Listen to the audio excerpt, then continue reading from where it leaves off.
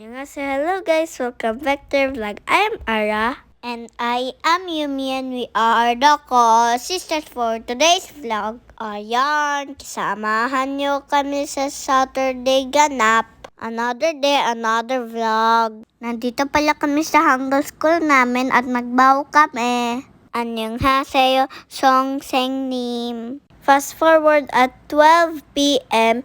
natapos na kami dito sa Korean school. Mommy pick up Yumi and me. Sabi ko kay Mommy saglit lang po kasi naiwan ko yung gamit ko sa room. Dahil late ako lumabas kasi may taekwondo ako sa taas. Umuwi pala kami saglit dito sa bahay para mag-lunch. After kumain, dali-dali si Mami nag-drop sa akin kasi may another school activity ako at si Yumi naman may kumon.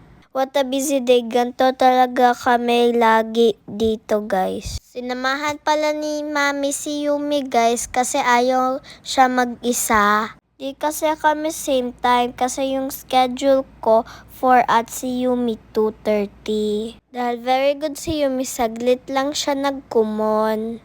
Dahil gutom si Yumi, kumain siya ng siomay. At andito na kami sa bahay, our friends visit us. Sakto walang init, naglaro na kami.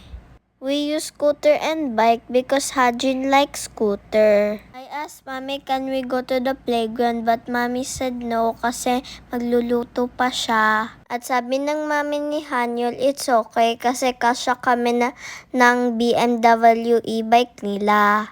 Medyo malayo kasi yung playground dito sa bahay namin. Ayan, umandar na yung BMW nila. Siksikan.